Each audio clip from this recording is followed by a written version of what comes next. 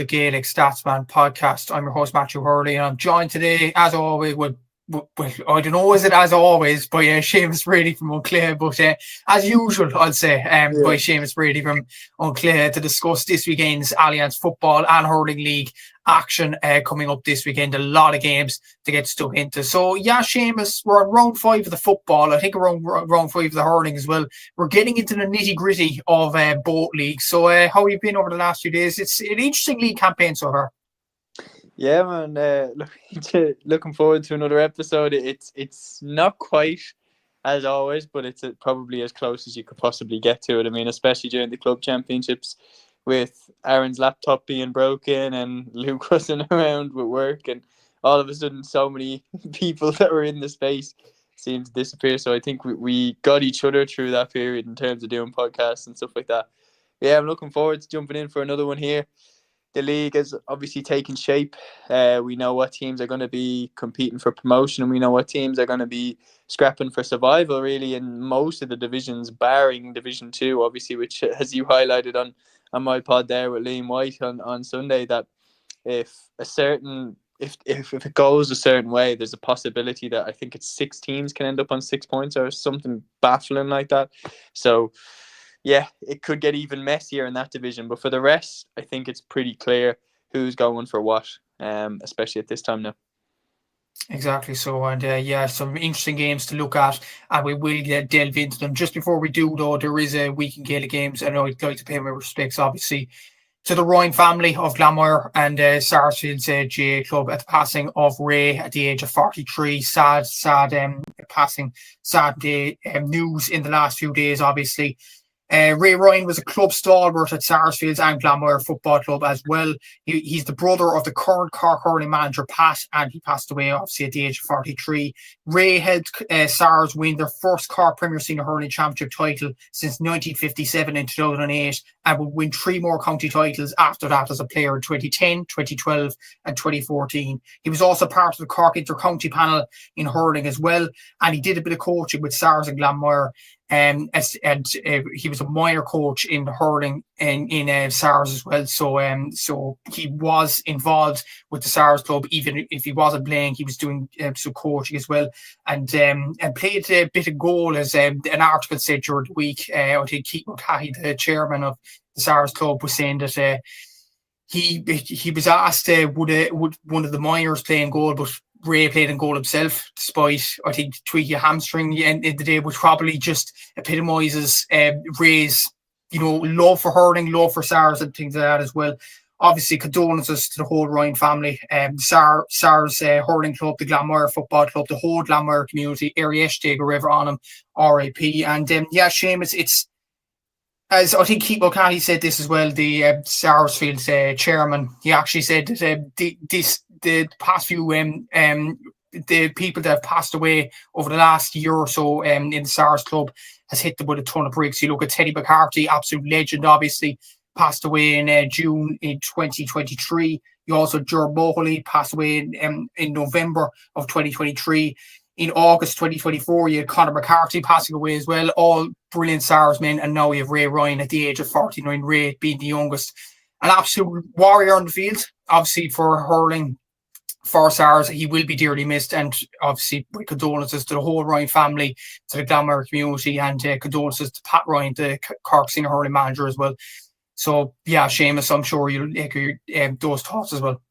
Yeah, absolutely. I mean, I think you said it to me there, 43, like just far too young to go, and it's just shocking when you hear news of a guy who goes way too soon, and that's gonna impact everybody in the Ryan family, in Sarsfields, and in the wider GAA community, not even just the Cork community, just anybody that came into contact with Ray.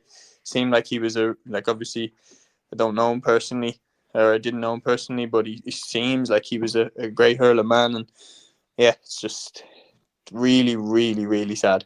And I'd like to echo your words there. You put it brilliantly. I'd like to echo, deepest condolences to the Ryan family, to the SARS club, to anybody affected by this really untimely passing. And yesterday we're on them.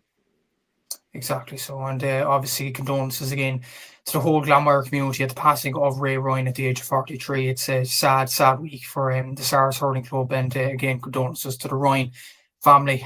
We'll get into the action, and we'll start off with the Allianz Football League. We'll start off with Division 1, and we'll start off with Saturday games, and we'll start off in Castlebar. We have Mayo against Kerry. This is on Saturday at 3 p.m. That shouldn't be, say, TG4. I don't know what, that's a typo. It shouldn't be live. It's not live actually anywhere at the weekend, but yeah, Seamus, it is an interesting game. Mayo are on 3 points at the moment, Kerry on 4 points after that win against Tyrone last weekend to probably eased a bit of relegation worries there. What are you thinking coming into this game? You had me baffled there for a second when I saw the thing pop up. I was like, hold on. We're not showing that game. But yeah, we were at an event today, so I didn't get to keep an eye on the schedule today. But yeah, I was pretty surprised when I seen that initially. Yeah, that's better.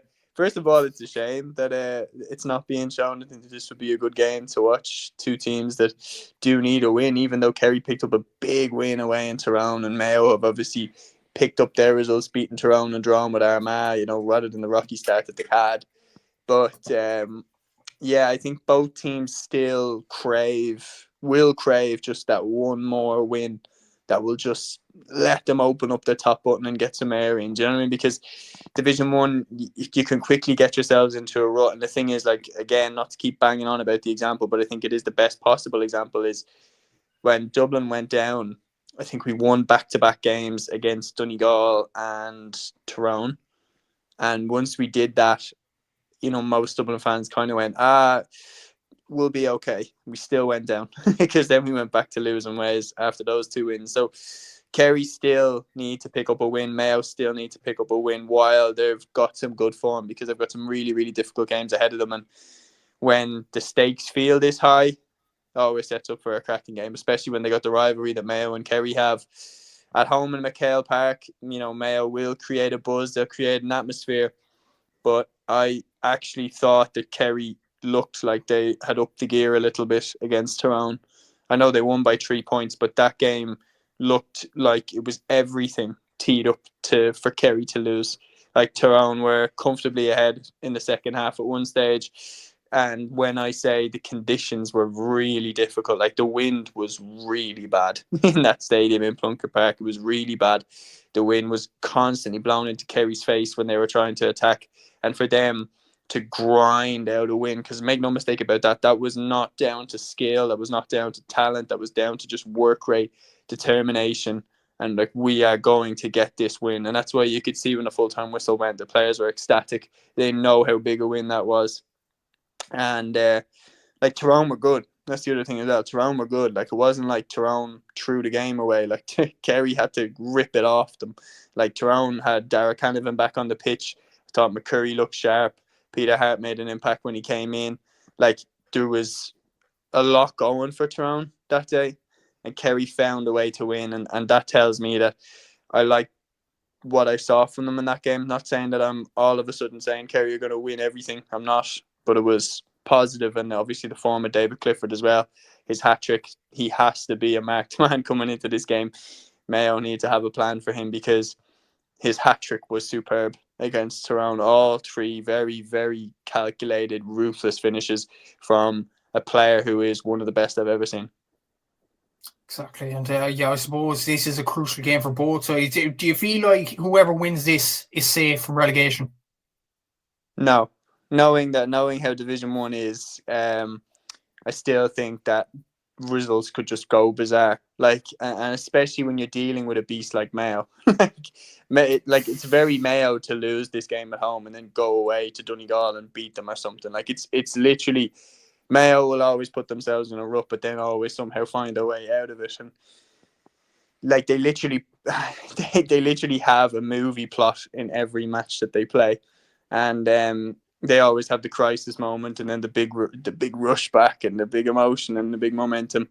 And I can see them doing this again in this game. Whether they come out the right side of the result or not, only time will tell.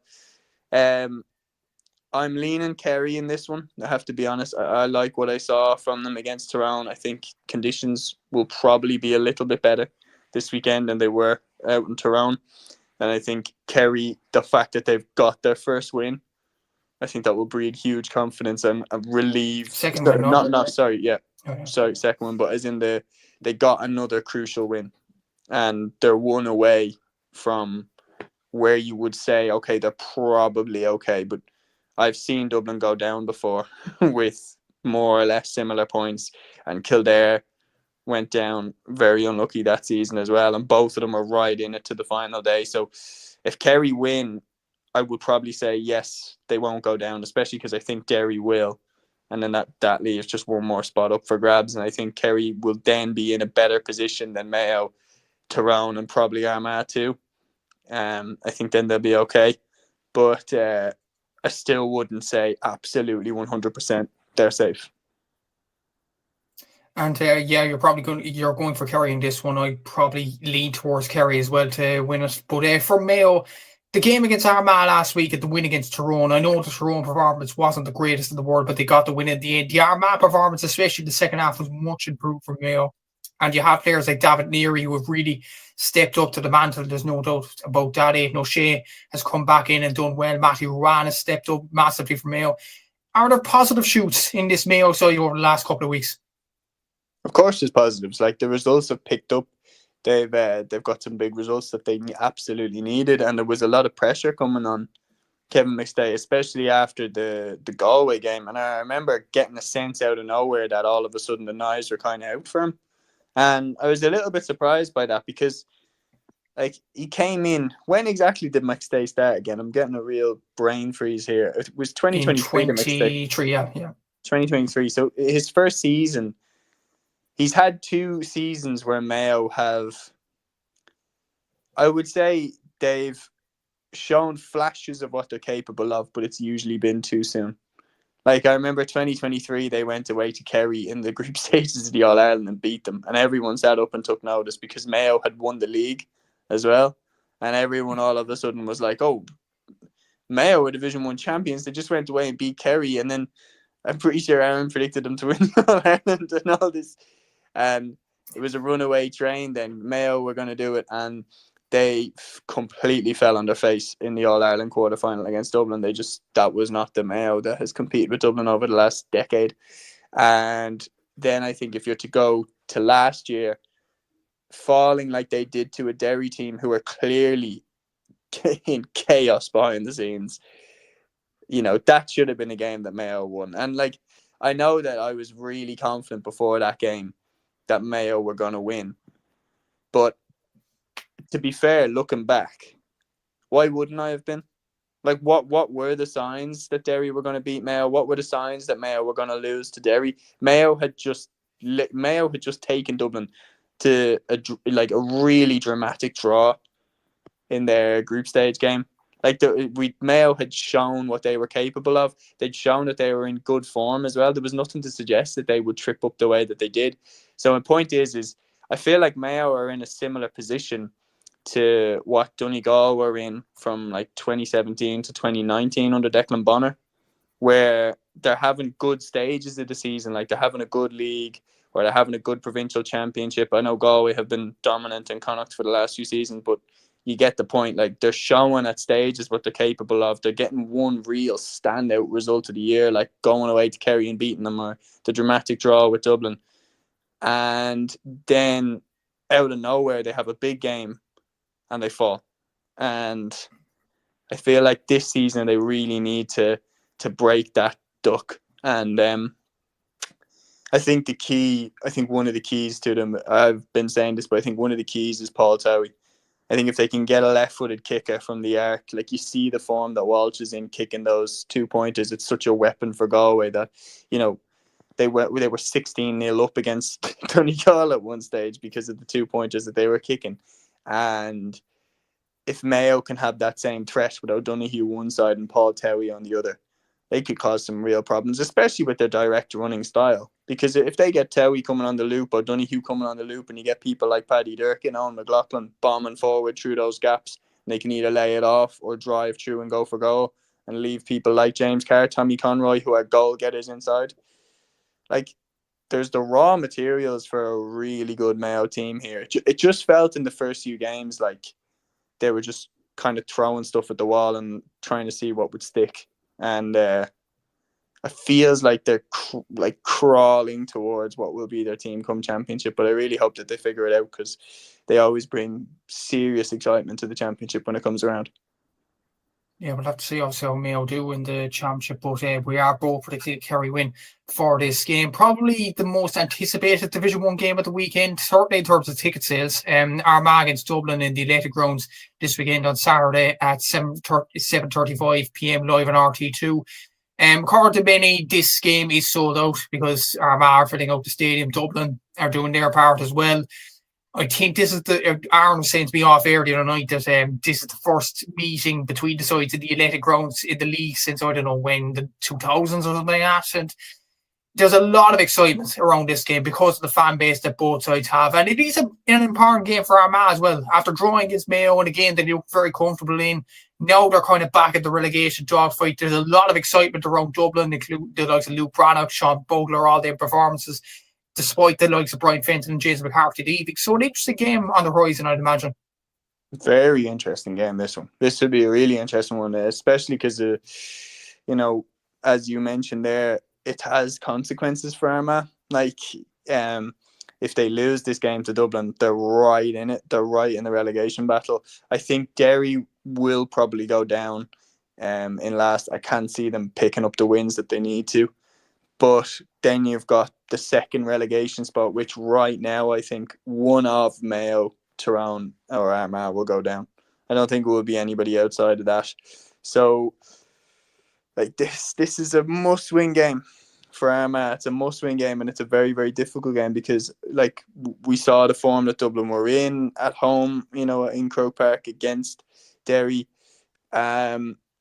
Albeit, it's a very different game.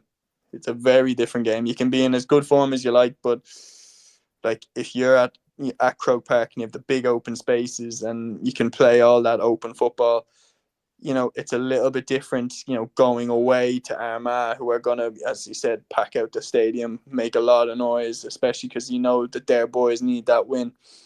It will be a much more hostile crowd towards the Dubs than it was. That being said, I've watched Dublin this year go down to Kerry and beat them for the first time in Tralee since 1982. So this Dublin team isn't afraid of an away day. Like, we'll gladly go for an away day and give it our best shot, and more often than not come out with the win. So definitely, I'm confident that we can go to Armagh and get the win. But Armagh are just a crazy team to go up against, man. They never do things straightforward.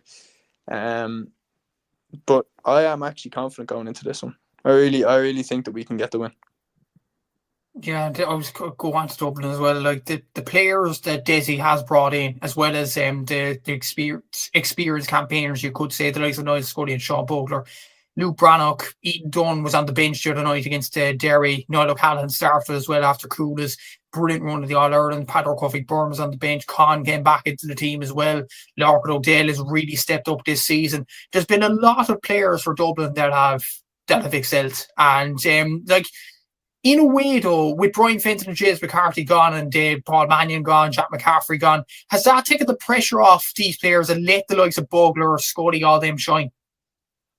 I would say more so that, not that it's taken the pressure off them. I'd say it's actually put more of pressure on them, because the mantle is kind of passed to them. Like, Fenton isn't there, James McCarthy isn't there, Mannion isn't there. So these players that, were kind of, I wouldn't say luxury players, but they were the added qualities to the team.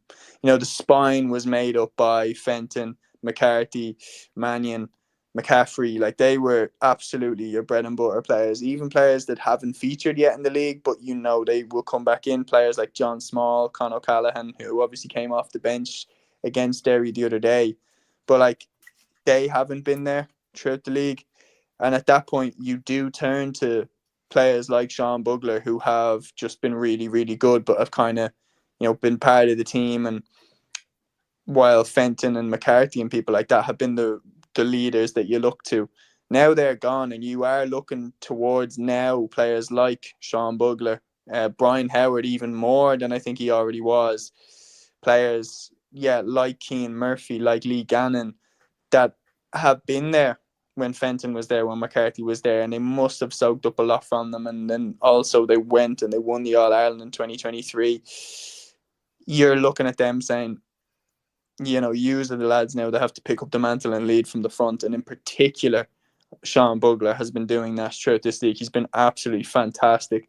I hope that his knock isn't that bad. I hope it was just a bang and he'll be back.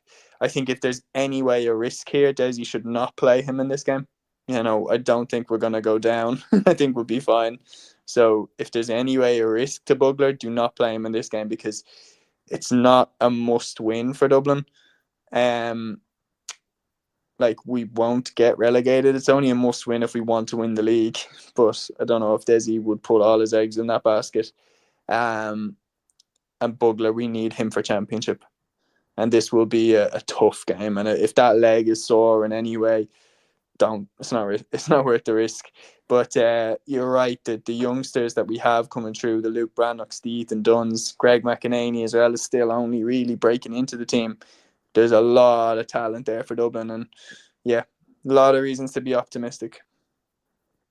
Ian has come in with a comment here, a good friend of the show. Obviously, he said, if Armagh play against Dublin the way they played in the second half last weekend, then it could be a tough evening for them. Obviously, he's referring to the Mayo game last Saturday. Was that a worrying performance, especially the second half for Armagh? Because I know they performed well enough in round 2 against Tyrone. They gave them an almighty hammering in round 2, but the other rounds in round 1, 3 and 4, I think they got hammered by Donegal. Round 4 was a poor display in the second half against Mayo, loading them back into the game, and then in round 1 against Galway they were kind of flat as well.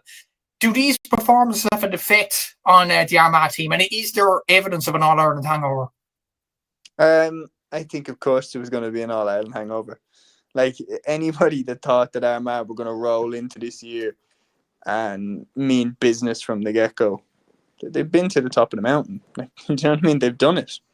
They've achieved what really was the goal for McGeeney from the minute he came in as Armagh boss. It's going to be hard to train like a motherfucker over the year, over the winter break, to want to come back. It's going to be hard to do that. It's going to be hard to motivate yourself to get back up to the level that you managed to convince yourself to get back up to, when in your head you've done it. There was no doubt about it that Armagh team, got to where they wanted to get to. And as I was saying on my pod, like, I don't know, was it to you or was it to Liam? Maybe I said it to both of you because I love a good point. But definitely, I think if you look back through history, especially in from the turn of the 21st century, actually even the 90s is a perfect example. If you look at teams that break ducks and win All-Irelands for the first time in a long period of time, like that they're building to break a duck, they very rarely go back to back. Like, we know how talented that Limerick hurling team was. We've seen it. We know how good they were. 2018, they won for the first time since 1970s, and then they didn't win it in 2019. And then they shook off the cobwebs, came back and went on that incredible run of 4 in a row. Dublin in 2011 finally got the monkey off the back and won the All-Ireland. 2012, we were all over the place. Like, 2012, we were like, it was like we were all kind of, it was like a load of lads that showed up to work hungover, and it was like trying to figure out who was ready to go for the championship, because we should have been beaten that year by Laois in the All-Ireland quarter-final. Meath gave us an almighty scare in the Leinster final. And then eventually Mayo put us to the sword in the All-Ireland semi-final. That was the year when we were trying Michael Darragh-Macaulay at full forward and all. Like, it was a mental year. Like, and then on top of that, you look at other examples. Cork, 2010, had a really weird year in 2011. There's plenty of examples. In the 90s, you've got, Down breaking a duck in 91, failing to win at 92 because Donegal broke the duck. Then they failed to get out of Ulster. They lost to Derry, and Derry won it in 93. And again, Derry fell. It's really hard. And I would be stunned if Armagh even get to the final. I really mean that, because if you just look at the pattern, if you break a duck, it's really hard to train to the same levels, be committed to the same levels, have the same hunger and fire in your belly when you've just had a winter telling yourself that you've done it. whereas Galway, Donegal haven't done it. They haven't done it yet. Obviously Murphy and McBrearty have an All-Ireland, but the rest of the Donegal team don't, and none of the Galway team do. And you can see the hunger that they've come out with at the start of the league. Clear as day. Yeah, exactly. I'd probably go for Dublin to win this game as well. Armagh just haven't been the same as last season, and I think Dublin will get another win on the board and get them onto 8 points, which should be, well, it will be safe from relegation. There's no doubt about that, and they'll be thinking about a league final, no doubt about it. And moving on to Sunday's games, Donegal against Derry. That's live on TG Car for Ballybuffet at 1:45 this Sunday. I think I'll put the story long, sweet, and short, or short and sweet here. Derry want Donegal to rest the three lads like they did last weekend. Yeah, I would probably agree with said statement. Gives them a better chance of winning. But I think Donegal surely wouldn't pass up on the opportunity of potentially burying Derry down to Division 2. Yeah, that's true. Like, they have Derry at home. I wonder, will Jim just be looking at Michael Murphy and be like, what do you say? We could go for this. I definitely think if Donegal go with their best hand, they'll win. But it's just a question of whether they will. Because you can't tell me that Donegal were at their best against Galway. They weren't. And I think Jim had we've got our first 3 wins. I don't think he cared too much about the hype being dampened a little bit. Don't think Jim McGuinness is the type who likes too much press coverage. I mean, you can see that like he doesn't really do any manager interviews or anything like that. He kind of tends to let Colin McFadden do it or Neil McGee do it. I think he's very clever about how he manages the media. Like he doesn't want people to constantly be going, this Donegal team's amazing. And I think with the Michael Murphy situation, he could tell when was he going to play him. And to be honest, I was surprised he brought him on when he did. I thought he'd bring Michael Murphy on when they're away from home in the game at the end of the league, and now Michael's back with the least amount of media attention possible. But yeah, I do think that Donegal would have wanted to not have won all 7 and won the league, because then everybody would have been writing it off that Donegal are the uncrowned kings of the All Ireland. But I do think that they won't pass up on this opportunity. I think they'll go strong for this. Yeah, I think they might do as well, especially that you mentioned Daddy's their rivals, and the fact they buried Derry's hype last year. They don't want us to rise up again, if you know what I mean. That game last year, because I've just got the perfect analogy for it. Well, I think so anyway. Do you know when Daniel Dubois knocked out Anthony Joshua? Mm-hmm. But it was like the first time that he dropped him. And it was like all of a sudden, I remember watching a live stream of these lads talking about it. And one of them was like, this is like watching Superman get killed. About Joshua getting knocked out. And that Derry Donegal game, like the first goal that went in for Donegal where Lynch got caught on the kick out, I remember it was like, Derry look in trouble here. And then eventually they just landed a knockout blow with the O'Boyle goals, and all of a sudden it was like, not only are Donegal beating them, but like they're going to town on them. Like, this is falling apart. And if ever in GAA there's a defeat that felt like a knockout, that one was a very good candidate for that. And Derry will be hurt by that.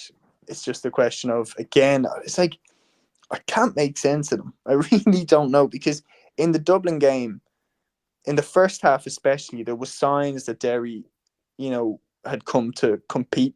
Like Shane McGuigan had some nice scores. Brendan Rodgers looked sharp. Conor Glass. Like and you're looking at the pitch, and you're like, these guys are really, really good footballers. And this is still more or less the same team that went toe-to-toe with Dublin in the league final last year, and one of the best games I've ever seen. Like, genuinely, it was such a good game of Gaelic football. And you were like, this isn't going to be a walkover for Dublin. And then in the second half, all of a sudden, and this is the one thing that the new rules definitely has shown us, is like, if a game goes in the momentum for one team for about 10 minutes, 15 minutes, all of a sudden it can become a beatdown real quick. And I remember like glancing up at the scoreboard, and all of a sudden Dublin were 15 points ahead. And I was like, when did that happen? Like, when did Dublin get so far ahead? And Derry, especially in the third quarter, just weren't at the races at all. And Dublin built up a huge lead. They fought back a bit, Derry, towards the end. Glass got the goal. But I think they could really regret that performance against Dublin, because I feel like score difference could be a big deal. And having a negative score difference the way they do now after that one could be big going down the home stretch. I think they need a big, big performance and a big win, and there would be no better way to do it than to go away to Donegal and beat them. I don't see it, man. I see Donegal winning by 3. Yeah, I think Donegal and will win it as well, and we could pound Do Jerry's you know what I misery was even going to more. say? Just before we move on to Galway and Tyrone. Do you know what I was just going to say about Derry? I don't know if you agree with this. I got this vibe when I was at the game, and maybe it will sound a bit harsh, but it's like they're trying to remember how good they were. Do you know what I mean? It's like they're trying to get back to what they were, and you can see flashes of it, but it's like there's something missing, and I don't know what exactly it is. I don't know if it's the belief in themselves that it felt like they believed they were the best team in Ireland this time last year. What do you think it is? Maybe so, and maybe there's the realization that the hype is gone, possibly. So yeah, it's a difficult one to comprehend with Derry, I'm guessing, and yeah, I was going to say as well. We don't need hype. No one needs hype. No one needs hype. Like hype, what you need is belief. Hype is very overrated. I've seen. If you want a GAA equivalent for how hype doesn't work, you've got Derry last year as a perfect example. You've also got Waterford in the hurling in 2022, who were hyped up as Limerick's direct contender for All Ireland. They didn't even get out of Munster. And then Dublin in the 2000s in football were a hype machine. Like, you had sellout crowds in Croke Park coming to watch us play against like Laois and Offaly. And why? Because you really believed that Dublin would make it difficult for themselves but would still win. And then a lot of people would go, okay, the Dubs won Leinster, they're going to win the All Ireland now. And we'd always lose the biggest game of our year. Like, what Gilroy showed is you don't want hype. Like, Gilroy killed the hype machine around the Dublin team. Pat Gilroy came in, made everyone humble. What you need is belief, inner belief that you are good enough. You need that amongst your team, and to hell with anybody else outside of your circle. If you believe, then you're capable. And I think, to me, it looks like Derry really thought last year as well, during the league anyway, they really believed that they were the best. I think they showed it when they won the penalty shootout against Dublin. You remember how it had been a game full of like talking smack and everything, and then the minute that Derry won the penalty shootout, there was no big celebrations, and that told me that they were saying to Dublin subconsciously, they were like, no, this is cool, but we're coming back for the All Ireland. They really believe they were the best, and to me, it seems like they don't really believe that anymore. Possibly, and I was going to mention as well, then you mentioned a good point with their points difference. Their points difference at the moment is -21. The next worst is Mayo with -10. So the beatings they are getting, I think it's going to sink an even deeper hole for a grave for Derry in terms of relegation. They probably will lose this game to Donegal. Wrapping up the Division 1 football action, we've Galway against Tyrone in Saltade at 1:45 on Sunday. It's not live anywhere, unfortunately, but Galway look very good at the moment. Shane Walsh, 12 2-pointers in 4 games, which is absolutely remarkable. 30 points across the whole Division 1 campaign, 19 from play. Incredible campaign from him. But as you mentioned with Tyrone, they might be 7th place at the moment and might be in the relegation zone. But there were some positive signs, as you mentioned, against Kerry. So, but do they have to win this game against Galway just to try and get out of the relegation zone and get out of this relegation fodder? Oh, no. Tyrone are definitely in the crosshairs now. They're definitely, after losing to Kerry. We were saying as well, if you start dropping points in your home games, like, you're in trouble. And like, they lost the game that was they've lost now, I would say, Tyrone, that if they go down, which could happen, their last 2 games that they've lost will be games that they look back on and go, we should have won them. They should have beat Kerry and they should have beat Mayo. I think that they would look at those games as 4 points dropped, and 4 points dropped in this division it's a hammer blow. It really is. You can't be doing that. You usually can't be getting away with it. They're still in a position where they're not doomed yet, but they're getting very close to the brink. And I think going away to Galway, I don't see anything but a Galway win. And just being at the way that Galway are playing, the form that they're playing in. And Joyce, we've seen Joyce and the way he's talked about the league in the past and how Galway haven't won it in, so long, that Joyce does want to win a league. He made that clear in 2023, although they fell short in the final to Mayo, but he does want to win a league. And I don't see them taking their foot off the gas. I see them winning this one. Yeah, I'd probably go for Galway as well. And Tyrone need to pick up points on a side note just to keep the relegation, their chances to avoid the relegation alive, I guess. And it'll be interesting to see what happens in the next few weeks. I think Galway will go on and win this game as well. Interestingly, looking at our predictions with Galway, Donegal, Dublin, and Kerry all winning according to us. Galway would be on 9 points, Donegal and Dublin would both be on 8, Kerry would be on 6, and then you have a clear bottom 4 then, Armagh on 3, Mayo on 3, Tyrone on 2, and Derry on 1. That's probably going to be the split of Division 1. But just early predictions before we move on to Division 2. Who do you think will get to the league final and who will get relegated? Right now, Galway and Donegal to get to the league final.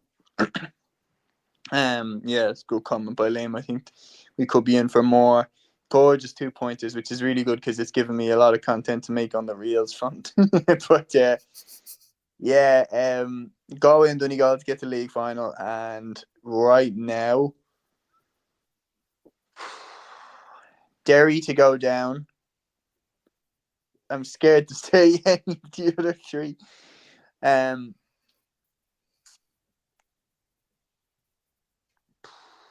God, I don't think Mayo will go down now. I think they've shown me enough. So then it's Armagh or Tyrone. Probably Tyrone. Yeah. What about you? Interesting. I said on Aaron's channel the other night, I said Galway and Dublin will get to the final. Because I think Jim doesn't want to get, as you mentioned before in the chat, he doesn't want the hype around Donegal, which is a fair point. And I think Dublin, they're playing in a way that will keep the momentum going for them, if that makes sense. So I'm going to go for Dublin to get to the league final. Relegated to Derry, obviously. They've just given themselves too much to do, in my opinion. And I'm going to go Armagh being the other team to go down. But we will see. I just like to look at this Tyrone team, though. I do like the look of them. So I think Malachy O'Rourke is a good coach as well. Tyrone have difficult fixtures. Yeah, that's true. Tyrone still have to play Donegal, still have to play Dublin, still have to play Galway. Yeah. They're the last 3 games, aren't they? They are, yeah. There's no easy game in that. No way. It's going to be very interesting to see. They've only won 1 game. They're on 2 points, aren't they? Yeah, 1 game, and it was against Derry. Yeah. It's not looking good, bruv. Not really. But to be fair, like Malachy O'Rourke was a good manager, even if they do go down. They're a great team. Yeah. And going down doesn't mean that they're not a great team. Let me have that clear as day. Going down just means that they lost some games where they probably should have won them. But it's not like Tyrone aren't at this level. They definitely are at this level. Yeah, definitely. But to be honest, whoever goes down, it's not as if it's the end of the world, because we said at the start of the season these are the top 8 teams in the country. I don't think it's a natural disaster if any of the teams go down, obviously. But that is Division 1 wrapped up. We'll move on to Division 2, and we'll go starting off with a game I am going to on Saturday evening. It is Cork against Roscommon in Super Value Park Keeve on Saturday at 7 p.m. I'll just come out and say this, Seamus. I think it's a must-win for both teams if they are to keep their promotion aspirations alive. It's crazy that, one defeat has completely changed the narrative with Roscommon. Like, they went away to Port Charlton, they were leading in the first half. Kind of looked like business as usual. Then Mead put together a fantastic second half performance. Some of the performances from the likes of Owen Frayne, Jordan Morris, like Kieran Caulfield, like all really stepped up. And all of a sudden now Mead are looking like all of a sudden not really like dark horses, but like really, really serious promotion candidates. And Roscommon have a very difficult away day ahead of them against a Cork team that don't fear them in the slightest. And could get very difficult very quick for Roscommon. And I wouldn't have anticipated that they'd be in this situation, because when I watched them in their first 3 games, picking up 3 wins, I was like, yeah, this is just classic Roscommon. They're going to do what they're going to do, get up to Division 1, easy as pie. And not only that, but they were completely, embracing the new rules, and they looked brilliant while doing it. Like Diarmaid Murtagh, right now is playing the best football I've ever seen him play. Like, his form is unbelievable. Players like Downey Smith, Enda Smith, all looking sharp. Derek Craig, Ben O'Carroll, players like that to add in. It's a really good Roscommon team, especially a really, really strength in depth Roscommon forward line. You got sharpshooters like Connor Cox coming off the bench. Like, they're really stacked in that department. And I was thinking there's no way that Roscommon don't now kick on, win all their games and go up. And Mead stung them. And now they're in a very difficult position where they're going away to Cork, maybe a little bit rattled. I think Cork will give them an almighty test, but I do still think that getting promoted out of Division 2 is what Roscommon do. And I think they might nick this one. But I think Cork will give them an almighty test. Yeah, I'd probably agree, to be honest. I think, worth noting as well, the last time these two sides met in Páirc Uí Chaoimh, Cork won in the championship. Yeah. So there is, and John Kerry was the manager at the time. Dermot Murtagh was around for Roscommon. Davy Burke was the Roscommon manager. Yeah. So, Cork do have a history against this Rossi's team as well. And very different game, though. Yeah. I'm saying they don't fear them, but it is a very different game. Exactly. Liam was saying here, would it be fair to say getting relegated to Division 2 in football is less badly impactful than, say, Division 1A to 1B? Yes. I would say so, yeah. Like, imagine, we'll get out to the hurling in a bit, but just to touch on that, imagine Clare playing down, which is a serious possibility in the hurling. We'll get on to it later, obviously, but it's mad when you think about it. But the last 3 All-Ireland champions have now come from Division 2. Have they? Yeah, they have, yeah. No. Kerry not. Oh, no, sorry. Armagh, Dublin. Kerry. Yeah. Armagh and Dublin the last. But they won a league, yeah. But the year that Galway got to the final, they came from Division 2 that year. Yeah. So, and Mayo even got to the final in 2021, and they'd played their Allianz Leagues in Division 2 that year too. So, it's not really a knock on. It's not really a mark of where you are, and who's the team that everybody is tipping as, front and centre All Ireland contenders for this year. Donegal, they were in Division 2 last year as well. So, whereas you look at the teams that are in Division 1B now in the hurling, is anybody tipping any of them to win the All Ireland? No. No, definitely not. No, they're not. But back to Cork and Roscommon, yeah, I think Cork again, like you said, will give them a really good test. There are some positive shoots in the Cork team at the moment. I just think they need to stop conceding goal chances. I'm not sure will they do that against this Roscommon team, especially after conceding 6 goals in their last 2 games. I feel like Roscommon will nick it, but Cork have the potential to cause a shock here. So we'll have to see, but I'm going to say Roscommon for now. Another game in Division 2 on Saturday evening is Cavan against Down in Kingspan Breffni Park at 6 p.m. Cavan are 4 points, Down are on 2. You have to feel for Down, I think, in particular. This is a must-win if they are to avoid relegation in this division. And it's crazy how quick it's just all of a sudden become a very real proposition. Like, I was saying that about Division 2. Division 2 is the biggest division that the exact same players that you look at and say, you know what, they could get promoted, are the exact same players who can get relegated. Like Division 2 is, it's literally the bounce of a ball. And you're looking at promotion or you're looking at relegation. And Down have lost now a couple of games where they performed brilliantly, but just came out the wrong side of the result. Like I thought they were really, really good against Roscommon. And they were also really, really good against Meath, but lost both of those Low, games. to be fair. And Louth as well, yeah.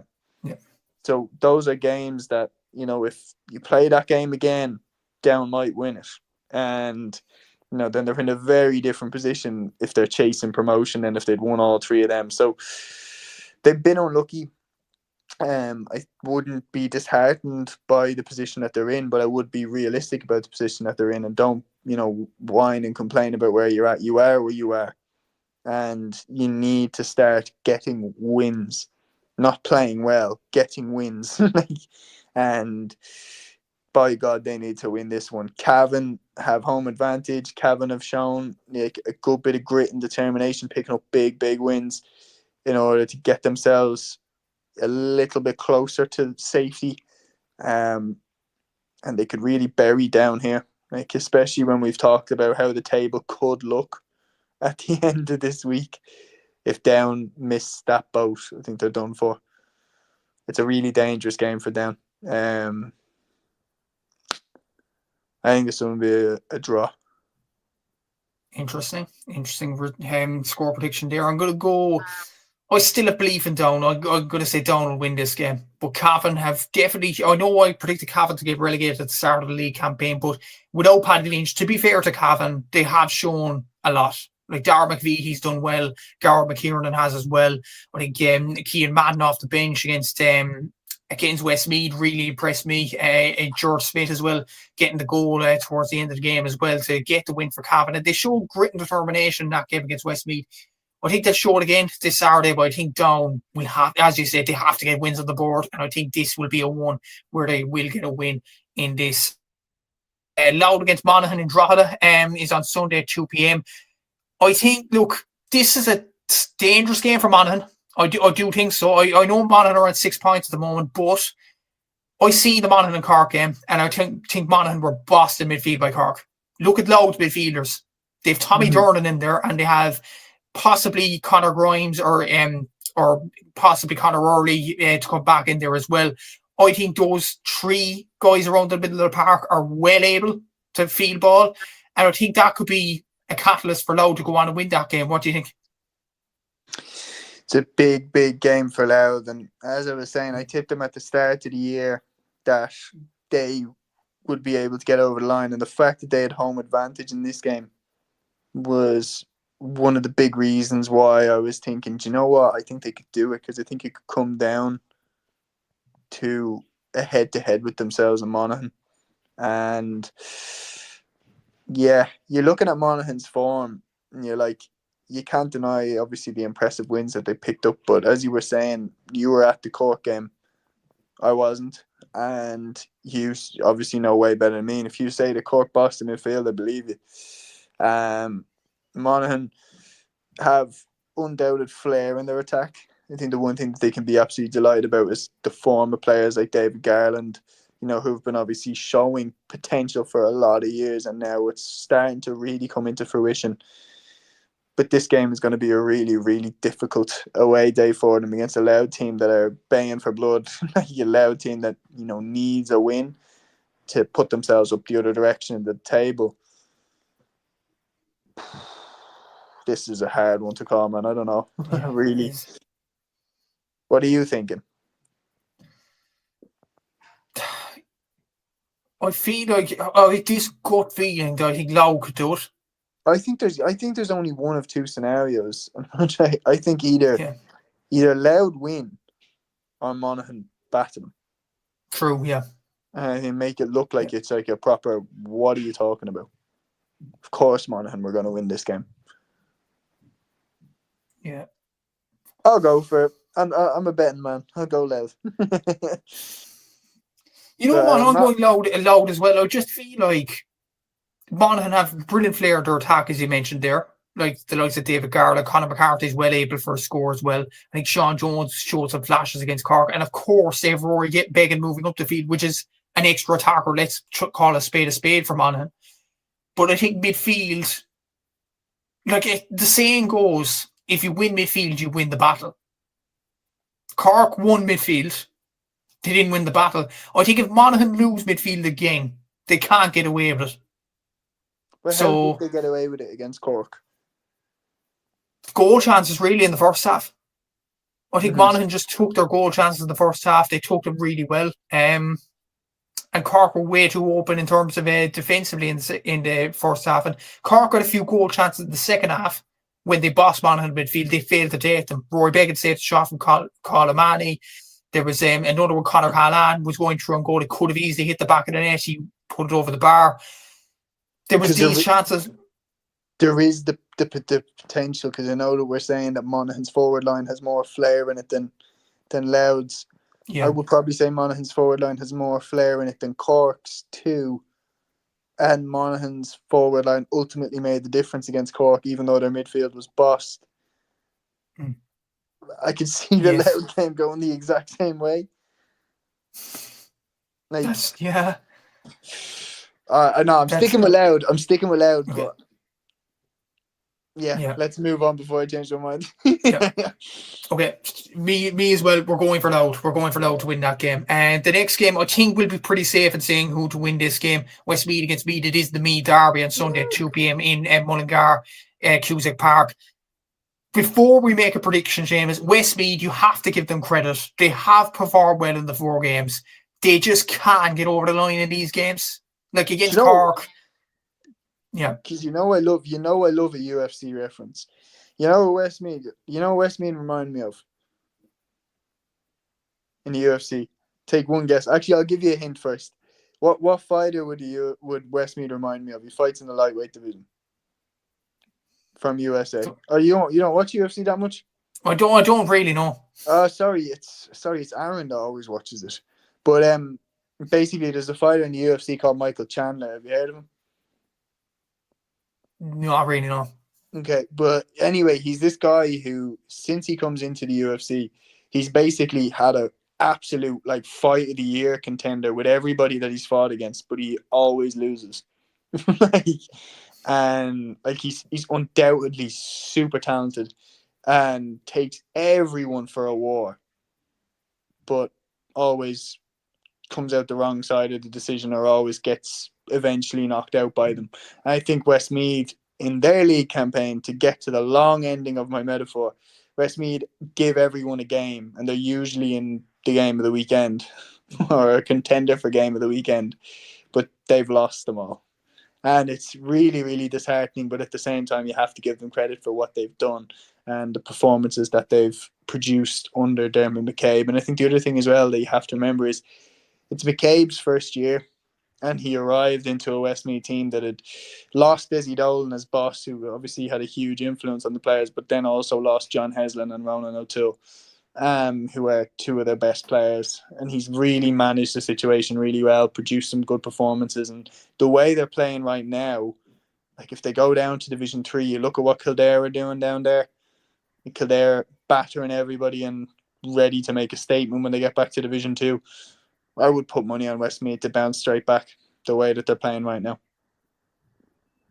We probably would have said the same too, but Fermanagh, though, is that an argument to say? Because Fermanagh showed something last year. Now they're on mid-table in the Division 3. We'll talk about them in a bit, but I think Fermanagh are inconsistent as hell. I think that Fermanagh had shown form like that. I remember that I remember we were tipping them to be dark horses in the Tailteann Cup, and then they were absolutely awful in the Tailteann Cup, and they got knocked out by the Laois team, by that Laois team that conceded 8 goals to Down in the semi-final. Hardly a great Laois team. And yes, they beat Fermanagh, who I think Fermanagh, for all about how bang average they were in the Tailteann Cup, I think if they had beaten Laois, I think they would have given Down a game in that semi-final. Not saying they would have won, but I think they would have given them a right good game. Yeah. But having said all that, we do think that Meath will win this game, while Westmeath, of course, will put in a good performance. But before we get on to Division 3, worth mentioning Meath are a changed team.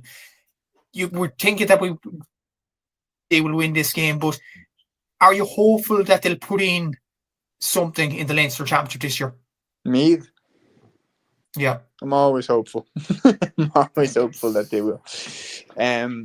You know me, man. I want the Leinster Championship back to what it used to be, and Meath are not the key component in that. I think Kildare definitely had the key component in that as well. I think if you look even at the Leinster Championship around the early 2010s, like the Leinster Championship was class. Like you had Dublin who got not just beaten but torpedoed out of the championship in 2010 by Meath, who then somehow made a balls of the final against Louth. And let's be honest, Louth were the rightful Leinster champions that year. And then Wexford were really good. Like Wexford had Maddie Ford and Kieran Ling and players like that. And Kildare were, considered to be in the top 4 teams in the country at that time. And they were, I think, fairly harshly done.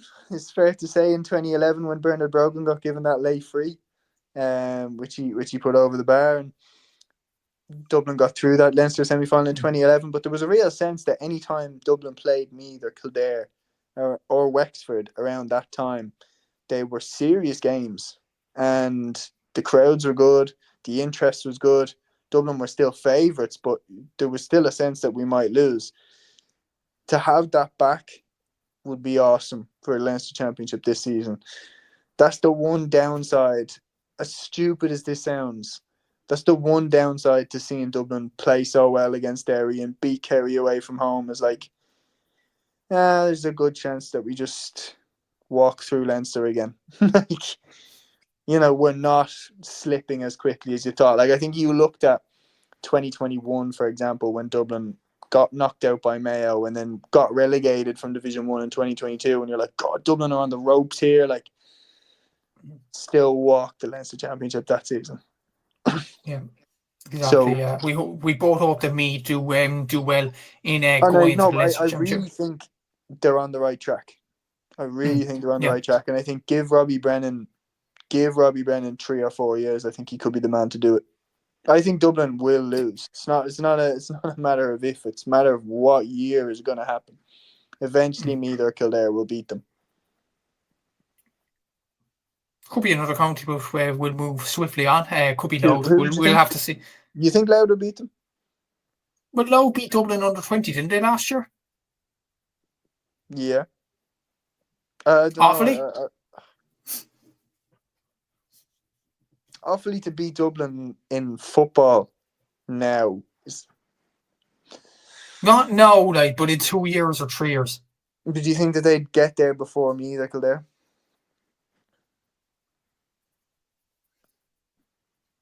Then again, Dublin are so good right now, though. Yeah, I think it's gonna take 3 years anyway. Yeah, and Offaly could be up there by then. We'll talk about Division 3 now. That is a good segue into Division 3. We'll move on to Saturday's games in Division 3 of Laois against Antrim at 5 p.m. in Port You then have Fermanagh against Sligo in Brewster Park at 6 p.m. I think that could be an early, but it is at Fermanagh anyway. It's a home game for the Ironsiders. You have Clare against Kildare in Cusack Park and Ennis at 2 p.m. on Sunday, and you have Leitrim against Offaly at Ballinamore at 2 p.m.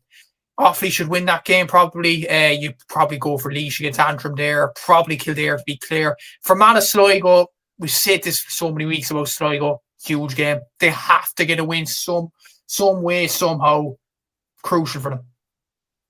Yeah, definitely. Like their backs are against the wall due to their poor performances. But I'll go through the game. So obviously Laois Antrim. Like Laois had that absolutely incredible performance, beating Sligo. I think a lot of people wouldn't have backed them to do that, but then obviously, he crashed back down to earth with Kildare. But look, Kildare have been beating everybody in Division 3 like that, so I wouldn't get too disheartened by it. I think they have the potential in them to bounce back and to pick up a win here against Antrim, especially given the fact that they have home advantage. And moving back to that Sligo game, away to Fermanagh, given the way that their form has been, I think this has defeat written all over it. Like, I really do. It's a really difficult place to go to a Derny. And Fermanagh also in a position where they kind of need to win this one. It's they're getting into a position where it could get a little hairy for them if they don't pick up a win. So I really think Sligo will lose this one, and shockingly be in a position where they're in real trouble, and that they need to pick up wins because they're starting to be left behind a little bit, which is bonkers considering the talent that they have at their disposal. Going into the Clare and Kildare game next, this is a massive game for Clare, and in my opinion, probably the hardest game Kildare will face. Going away to Cusack Park and Ennis against the Clare team, who are very experienced. Like, they got players like Owen Cleary, really talented players then as well, like Emma McMahon, Ika McGuire. Like, Clare are really, really solid for this division, and I kind of picked them from like their know-how and craftiness and everything like that. I just think that they'd be able to find a way to win big games and go back up to Division 2. And if they can win this one, I think they'll be absolutely assured of that. And I think the other thing as well is we've seen Division 3 teams like, for example, Cavan, who were annihilating everybody, slipped up randomly coming towards the end of the campaign. We've seen teams that are kind of running away with it slip up. I don't think that will happen to Kildare, but I think it's a possibility for sure. I'd say Kildare will edge this one 2 or 3 points, but I think it will be their toughest test. And then going into the final game, Division 3 on the Sunday, Leitrim against Offaly. It's going to be a fairly simple win for Offaly, in my opinion. I think Leitrim, it's not a happy camp by the looks of things, and it's not the defeats, it's the way they're getting beaten, like they're getting annihilated. So I think they need a fixer in there quickly. They need someone to steady the boat and stop the bad defeats and just get a bit of confidence back into this Leitrim team quick as possible. And just on Offaly as well, like, and just on the point about, who's going to beat Dublin, I definitely do push. I'd say if I was to power rank them over the next 3 years and say who's the most likely to beat Dublin and Leinster, I'd probably put Meath number 1, Kildare number 2, probably Offaly number 3, based off the young talent that they have, and then Louth number 4. I just think with the new rules, Louth's plan to get close to Dublin last year was clearly to hold the game and make it a low-scoring arm wrestle of a contest. And with these new rules, it's very hard to do that. Yet when I look at Offaly, I think Offaly's strength is their flair and, they're brilliant forwards like Keith O'Neill, Jack Bryant, Cormac Egan. And I think that in 3 years under the guidance of Mickey Hart and Declan Kelly might prove to go higher in terms of its ceiling than what is a brilliant, solid, but more of a structured Louth team. Interesting point. Liam says here, in regards to that, it'll take us a while. It will take a while, but I think Offaly might have a chance of beating Dublin in the next few years, given the young talent coming through. It will be interesting. The thing is, definitely. But the thing is, with you look at Meath and Kildare, isn't it crazy how quick just getting the right man in? Yeah. And all of a sudden, that's true. Yeah. They're just clicking like. Yeah. That's true. Yeah. In Division 3, just for the record, like Cluiche, probably for Mayo, I'd say, I've given up on Sligo, to be honest, and Kildare will actually beat Clare quite comprehensively. I don't rate Clare as much as you maybe, and Offaly to beat Leitrim quite comprehensively. We'll move on to Division 4 just briefly because we've hurling to discuss as well. On Saturday, we Waterford against Wexford. That's on in Fragerfield at 6:30 p.m. on Saturday. You have Limerick against Tipperary. That's at 6:30 in Rathkeale. You have London against Longford. That's on in Ruislip at 12 p.m. And then at 2 p.m. you have Wicklow against Carlow. That's a Leinster derby there. You probably say I'm probably going to go Limerick to beat Tip, probably Wexford to win against Waterford. I think London could be Longford actually, and Wicklow to beat Carlow. What do you think? I agree with all, but I think Longford will beat London. I think it's going to be Wexford, Limerick, Longford, and Wicklow for me.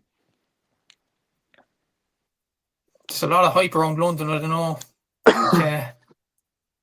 Yeah. There could be, yeah. I still don't think they beat Longford, though. I still think will have a little bit too much.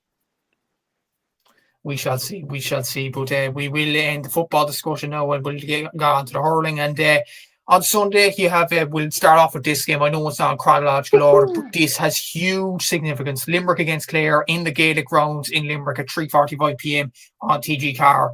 I think it's clear to say this, Seamus, in terms of staying up in Division 1A, Clare have to win this.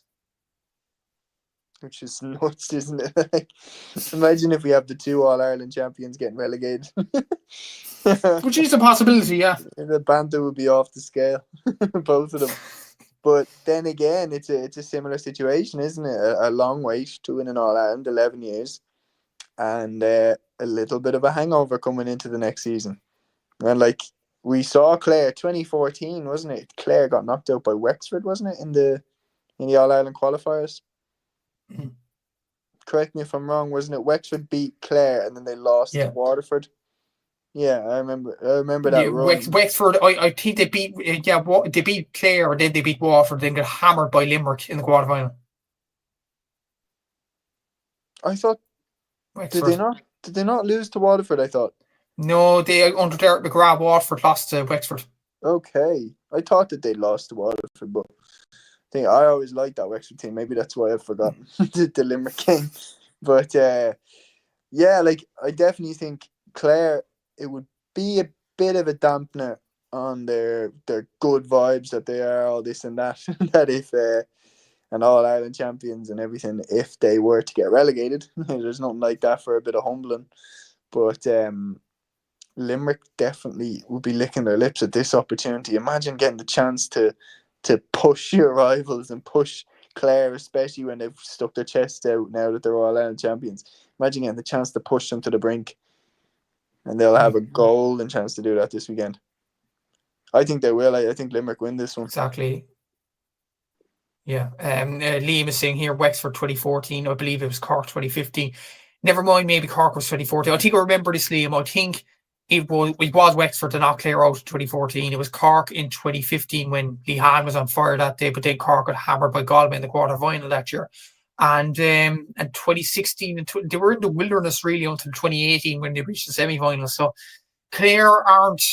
It's a bit of a mystery. It's a bit of a mystery, isn't it? What the fuck happened to them between? That is, yeah. 2014. I don't know. Maybe it was Davy Fitz burnout or something like that. Maybe could have been. Yeah, could have been the slump. Yeah, possibly. But like, have you seen the banter on social media between the Limerick and the? Well, I wouldn't call it banter now, because banter you have a bit of fun. Banter is friendly. Yeah. But the Limerick fans, I think they want to win this game. I genuinely think they want to win this game to send Clare down. Yeah. The one thing that I've seen now, and it does my head in on comments, is, you know, when like a player, let's say player X, does something that is objectively dirty. Everyone sees it. And they do something that's objectively dirty.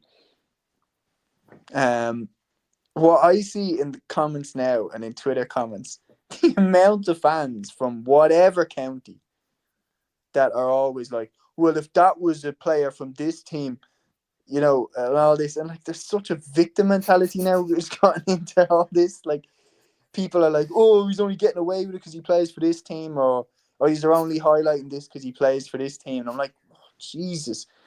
Like, just look at the actions of what this person has done. Just take your county glasses off and just see person A did this to person B.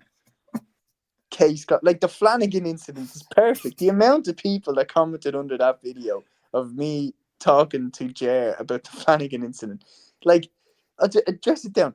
He hit him in the balls with his hurl. Like, how is that not a red card? And so many people were like, "Oh, well, the ref." Just so we're clear to the listeners and the viewers that are not under the initiative, this was Limerick against Cork when Flanagan shoved the hurl into Niall O'Leary. Yes, but like, people were still like underneath the video being like, "No, well, Niall O'Leary was hitting him off the ball." And all. I'm like, what is this? And they were bringing up like Declan Dalton hitting Kyle Hayes last year, and they were going on about how Dalton deserved the red card. But then they were also at the same time saying that Flanagan didn't. And I was like, Okay, but yeah, the point is that what was happening then as well was a lot of Cork fans were going back at the Limerick fans. A lot of Clare fans were going back at the Limerick fans, and as you were saying, there's banter, but I don't think this is friendly banter, and you can see them underneath. Look, it's just a rivalry, and the rivalry's heating up between these counties because I think the standard nowadays, the standard that Cork and Clare and Limerick, I would say especially, the standard that they're at is freakish. Like, it's literally robotic, like the levels that they're putting up every game. The fact that Cork scored 134 in the final, yes, I know it was after extra time, and lost, like, it's just like, what level do you have to get to? Exactly. It's unreal. It really is. And just between the Limerick and Clare fans on social media, did you see the kind of back and forth between the crack of the ash from Limerick and Derek Lynch from Clare? No. Jeez, like What was on? no, but Derek Lynch, it was on Twitter. Well, X now, but Derek Lynch had a photo of the Liam McCarthy saying rightly so. Obviously, Clare basking in the glory. They rightfully won the All Ireland last year, but yeah, I think Crack of the Ash was going after Derek Lynch in terms of Clare going down and things like that, and it got a bit, I would say, below the belt. The comments. Yeah, it is tasty bit of the Limerick and Clare rivalry, and but who do you think will actually win on the pitch, Limerick or Clare? But I'd say Limerick will probably win it with the new young ones like the likes of Aidan McCarthy, Patrick O'Donovan, Colin Coughlin, all them. But it's a must-win for Clare, so maybe that would boil the blood a bit. Yeah, it's going to be a really good game. There's no doubt about it. Like, I mean, this game can't ever not be a good game. The rivalry between the two counties, as I was saying, and the fact is like, Clare have been stopped at getting the final piece of the puzzle by Limerick. Like, Limerick have stood staunchly in the way of them getting a Munster title, and for Lowen, like, any opportunity to beat Limerick they're going to take, because to win the Munster Championship, there's a very good chance that they will need to beat Limerick. So they need every bit of practice in doing that they can get, and especially with their backs against the wall and facing potential relegation, they'll need to do it. But I think Limerick are going to win, man. I can't lie. I think they'll be licking their lips at the opportunity to potentially put Clare in a spot of butter, and then grab the popcorn and let's watch them all fight on X or TikTok. Just watch it as well. Someone's going to do some shit. Someone's going to hit someone. Or exactly, like, after. Regardless, and like, I'm just going to state this before the game, I couldn't care less if they're from Clare or Limerick. If I see a red card worthy incident, I will say it should be a red card. Exactly, and I would as well. But just with the Crack of the Ash, Crack of the Ash actually, they started it. They say that Derek Lynch has been quietened after the Clare result against Wexford last weekend. He's not posted since parading the Liam McCarthy around all morning. And Derry got a bit. This, I mean, that's yeah. He's swinging for the fences from the first bell. Exactly, he's and basically like. There was this tweet actually from just before we move on to the games from Chase the Cannon, a Clare, a very good page on the X, by the way. Follow them if you haven't already, about Clare hurling. They said before the Wexford game, a front six of Fitz, Rogers, Crotty, McCarthy, Kelly, and Reedy in a league game. This is not going to be a contest. This is going to be attempted murder. That's before the Wexford game now. And Crack of the Ash after Wexford beat Clare said hurling is a funny old game. Yeah, just before the game, he has room for that. He has room for that. Bit of shit talk. Yeah. A bit of banter. Shots fired. Yeah, shots fired. But look, never hurt nobody until you put them all in a nightclub in Dublin after an All Ireland final and give them a load of drink. Yeah, but a great segue actually. Great fights on the pitch and off the pitch between Limerick and Clare. These two counties had fights on the pitch back in the day. Maybe it's died down a bit now. That's up for discussion. Cork against Kilkenny. This is at Saturday at 5 p.m. in Super Friday Park. He keeps like the TG Car. Probably a must win for both sides. I know Kilkenny have started well, to be fair to them, but in terms of reaching a league final, probably a must win for both sides. Would you agree with that? Yeah, I would say so. I think especially for Cork. I know Kilkenny's game against Limerick was postponed last weekend, but Cork, especially given that they dropped the points to Tip last weekend, they'll be in a position where they'll want to make that back, especially with home advantage. So, yeah, I'd say more of a must-win game for Cork. Obviously, the tragic circumstances around Ray Ryan as well, which like that will definitely be on Pat's mind and in the Cork team, and it will be something that will be in the backdrop of preparing for this game. So I'd love if Cork could get the win in this one, and I really think that they will. Like they have home advantage, a cracking team, and I think the Cork lads will want to, do it for Ray and do it for the Ryan family and everybody affected by that tragedy. And I think they'd want to do it for him. Yeah, definitely so, especially with Ray's brother being the manager of the team. It's going to be, I would say, it's going to be a poignant game for every. Yeah, because it's like Pat's such a charismatic character for that Cork team, and he definitely has the ability to get them performing to just out of their skins, And this now feels like a moment where he's picked up the team so many times. You know what I mean? Like he picked them up when their backs were against the wall against Limerick, and he, got them to go out there and put on a performance of a lifetime against Limerick in that Munster clash. And now this feels like a moment where the team need to be there for him and they need to pick him up. And I think a win in this game could be huge for them as a group. Yeah, definitely so. And there's a few stars lads involved in the Cork panel as well. Jack O'Connor, Daniel Hogan and Carl McCarthy. So I'm sure they'd want to do it for Pat as well, and do it for Ray and the whole Ryan family. I think Cork will get over the line as well. There obviously will be, goes without saying, a minute's silence for Ray Ryan before throwing, and it will be an emotional occasion, and hopefully just Cork get over the line in this one, just to, well, it's just a difficult occasion really for the players to play in. It's a difficult occasion for the Ryan family, obviously, with recent events, but we'd be hoping both for Cork winning this one.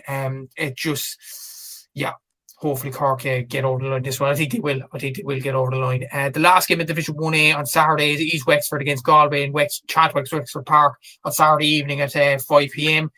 The win against Clare last week, with Lee Chin coming back in, has that given the Wexford lads a bit of confidence? In fairness to Galway, though, in the first two games, they've done okay too.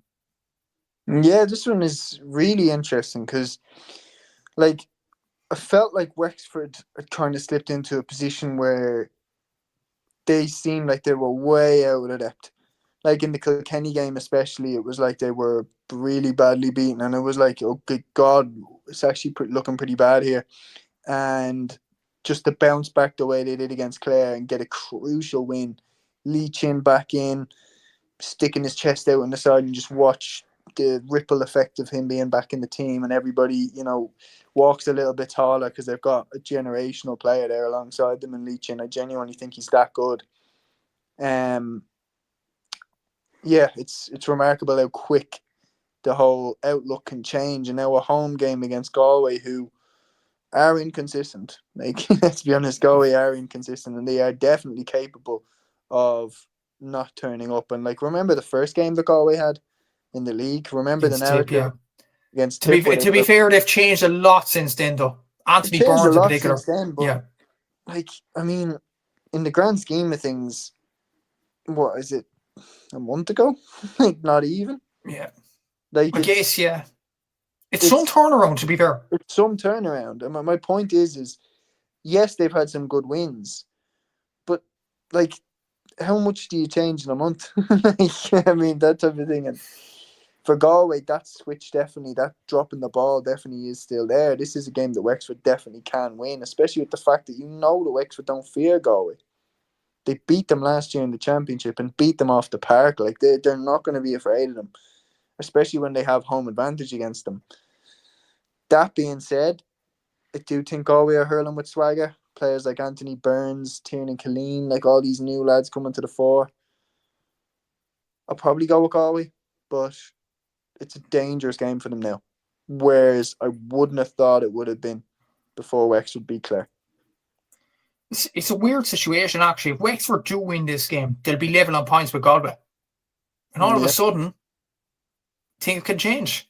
Yeah. I do think, for the record, I do think Galway will win it. I think they have massively impressed me over the past few weeks.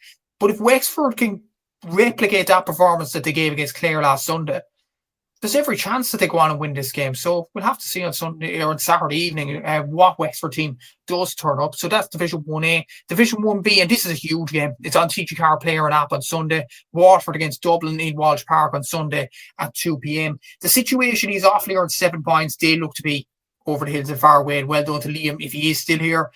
Your county are doing very, very well at the moment. But the situation for second place and the second promotion spot, Waterford are on 4 points, Dublin are on 4 points. Waterford have a slightly better scoring difference in 23-20.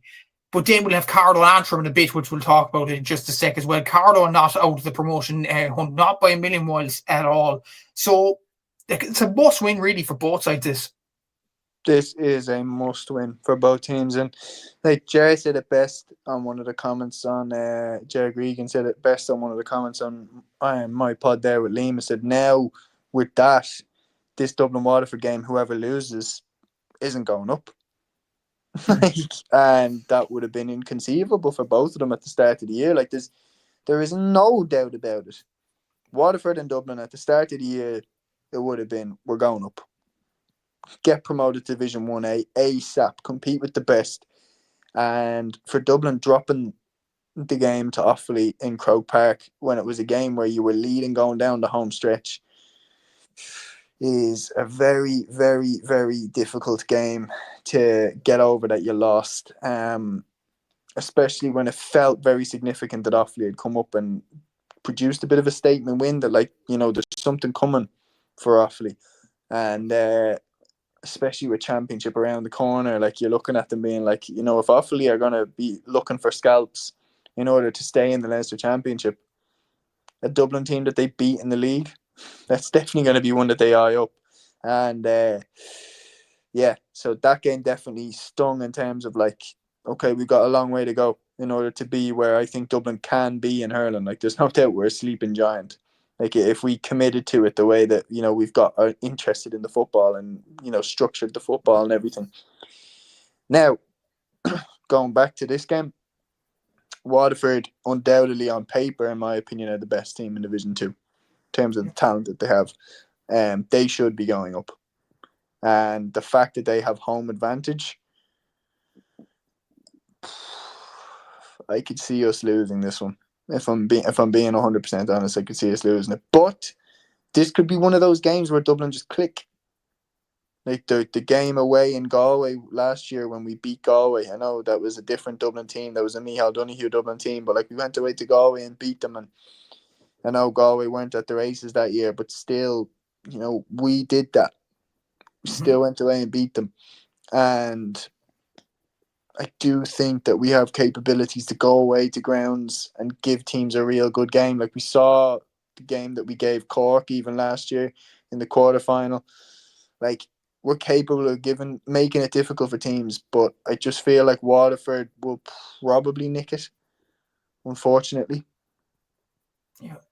I'd probably go for Waterford as well, unfortunately for you, Seamus. But Liam said this comment, greatly appreciated. Seamus congratulated me after Legends. There you go. Thanks, Liam. I was crying while I was texting him. But yeah, I'd probably go for Waterford to win this game as well. It just, from a two sides standpoint, I think if Dublin don't get promoted, I think Niall Callaghan won't be too disappointed. Like, they'll go into the championship. It is a rebuilding process for Dublin, in my personal opinion. In Division 2. Yeah. True, yeah. And for Waterford, like, I think honestly, if they don't go up out of this division, I think it's a disaster in terms of coming up against Munster teams in the championship. That's my honest. Yeah. I don't know. Do you know, like, I want to ask one question that is so stupid, but hear me out. Is there any word, because I haven't heard anything, is there any word on Ozzy Gleeson? Not a peep. But there was at the end of 2024 that he's coming back into the panel after Davy left. So is he carrying an injury? I don't know.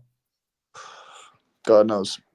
And the thing is like, once a player like that leaves, does have a ripple effect where you look at players like Stephen O'Keefe, Barry Coughlin, Philip Mahoney, Pádraig Mahoney, who like all definitely are in contention for being in Waterford's best 15, and they just won't play.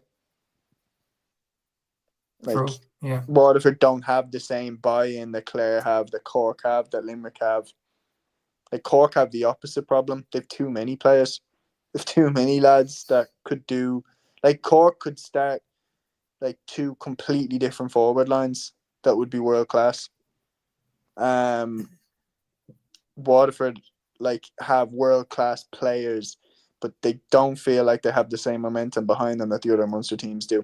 Even Tip look like they're going the right direction. And for Waterford, losing to Carlow, yes, they didn't have their best team out on the pitch, but losing to Carlow in Division 1B, and now if they lose to Dublin and they don't even get out of 1B, it's going to be quite hard to argue that you're on the same level as the other four Munster teams. Exactly, yeah. It's going to be difficult for Waterford if they don't go up, but we both think that they will win this game. Looking at the other two games, no offence, but Offaly are winning this game at home to Westmeath on Sunday at 2 p.m. Moving swiftly on. The other game, Carlow against Antrim in Netwatch Cullen Park on Sunday at 2:30 p.m. This is an interesting one because I had Kevin Kennedy on my podcast last week and I wanted to ask him about Davy. And he said with Davy, with patting lads on the back and saying, come on, the hurl and things like that. He said that it doesn't help the Antrim team. It's actually a distraction. I actually agree with Kevin. Like, and I posed this question to him with the stuff that happened at the Clare and Waterford game last year. We talked about it on our own shows last year. It has the tendency to turn into not just about the team, but the Davy show. And you look at the campaign so far for Antrim, it seems that way so far. Pounding that Waterford gave them in Cork Park last weekend.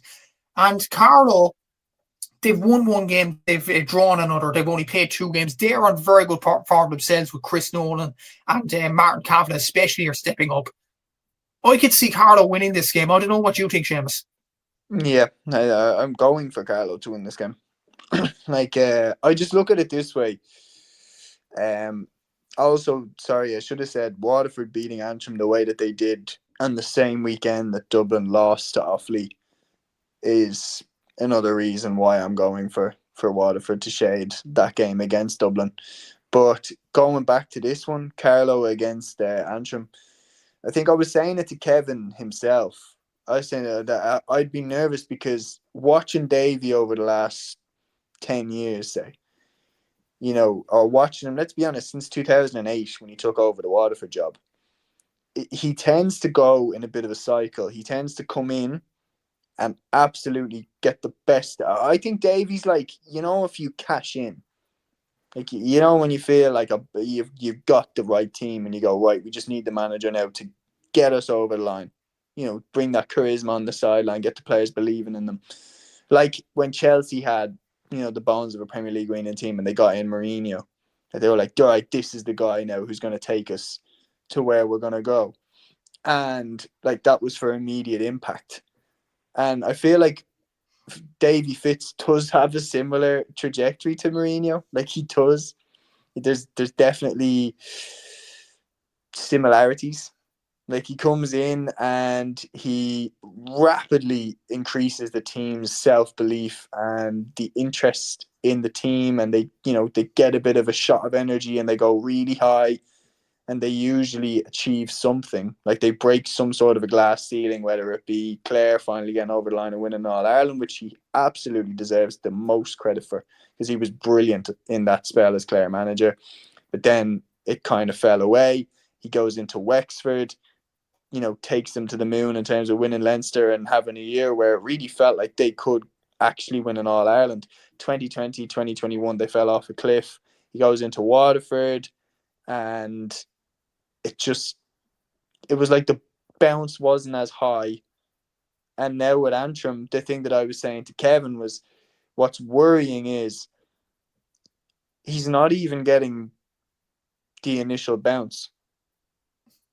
Like it's been flat from the get-go for Antrim.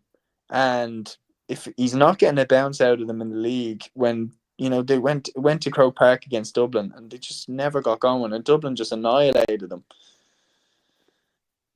Like they have Waterford, a team that Carlo beat, and they have them in Corrigan Park, like a very notoriously difficult place to go. And Waterford destroyed them. I don't see the bounce coming, man. I don't see this project going well. I sound very harsh there on Davy. I think Davy is one of the best managers of the 21st century. Genuinely. Like the job that he did with Clare, he absolutely got the best out of them in that 2013 season, and the job that he did with Wexford in the early stages was fantastic. To be fair, the job he did in his first spell at Waterford, the job he did in his first spell at Waterford was very good as well, but he did a good job. He got them over the line in that All-Ireland semi-final. The All-Ireland final, they were atrocious. I definitely think that we've seen a hint of how a team, they can get carried away.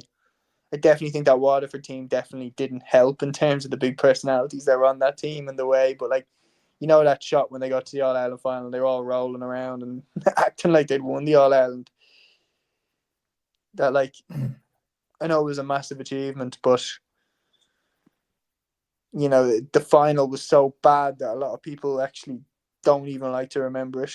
It was just, I'm not taking it away from him. I'm not.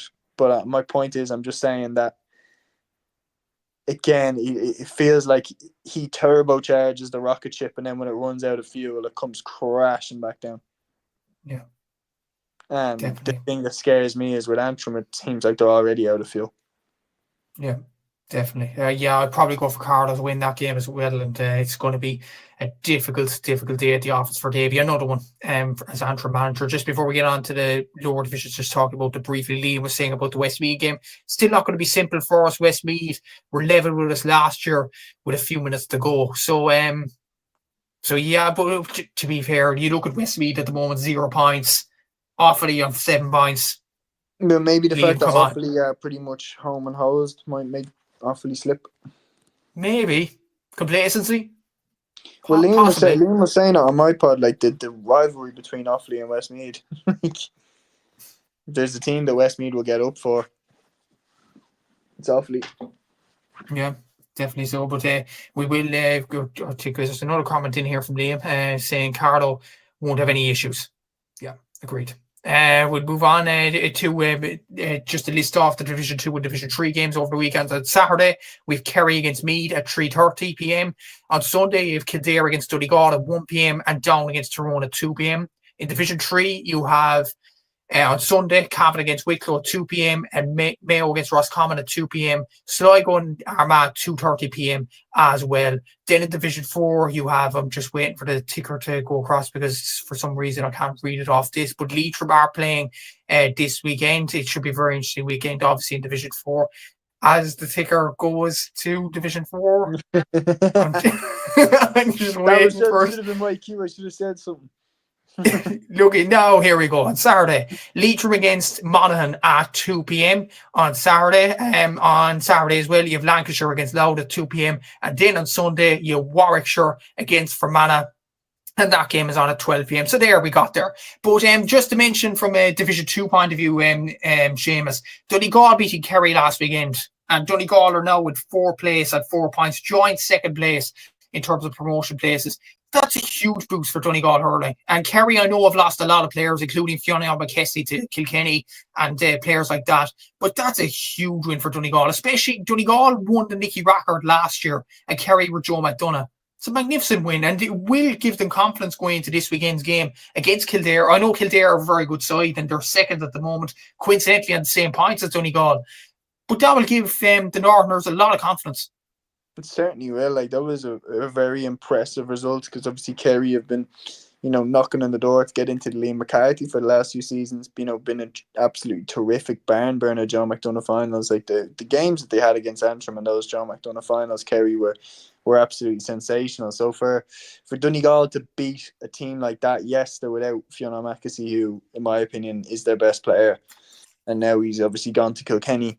But I definitely think Donegal hurling's on the up. Like, there's no doubt about it. Nicky Rackard winners, and just the general vibe around the whole county. Like, even looking at things like the Donegal club hurling final, like, and it was shown on TTGAR and the highlights and everything, and there was a good crowd there, and yeah, it definitely seems like the interest is growing. And at the same time that, like, obviously they've got the buzz around Jimmy being back with the footballers and everything like that. Like, it's a good opportunity for the hurlers to try and capitalise on a bit of that attention as well, and get people who maybe wouldn't have been interested in hurling in through the door. Like, I think Donegal should try and jump on it, like, try get some double headers going and get the fans behind this team as well. We're mentioning another Northern team as well. They're down 3 wins from 3. They face against Tyrone this weekend at home as well. That's probably going to be 4 wins from 4. Like, the Ulster teams, they aren't all bad. Like, that's very good results for both sides. And yeah, they look to be very good in hurling. And obviously the Dáil manager, Rowan Sheehan, he's very active on Twitter. He seems like a very passionate guy about hurling as well. So yeah, the Ulster sides are doing really well, obviously, other than Antrim, of course. Yeah, I think obviously Antrim are playing at a higher level. Like, who have Antrim yet to play? They played Dublin, they played Waterford, they played Offaly. They played Westmeath, who were bottom. And they lost that one, did they? And they won that one. They beat. That was their only win. Well, I don't think they're second bottom. They have 4 games. They've lost against Waterford, Dublin, and Offaly, wasn't it? Yeah, Offaly. So they've Carlo Laois to play. I just think they're a little bit worse than they were this time last year. Yeah. That worries me from an Antrim perspective, because usually Davey gets a bounce out of teams when he goes in, and it doesn't seem to be forthcoming. But going back to Down, yeah, like, Down definitely have the good spine there. Like, Ballycran, like the Down champions, obviously ran Slot Neal very close in the Ulster final. Like, there's some good lads in there, like the Owen Sands. Yeah, like, definitely. Like, some really, really strong players in there. And yeah, I definitely think that they're on the up as well. And Tyrone, local rivalry, but I don't think it would be any issues to Down. I think they'll win it. Yeah, I think they will as well, and hopefully Ulster hurling gets a lot of coverage this year. It never seems to materialise in the lower level hurling competitions, but hopefully it will now this season after Donegal's fantastic win last weekend over Kerry. But nearly 1 hour 40 minutes in the books, 100 minutes in fact, nearly.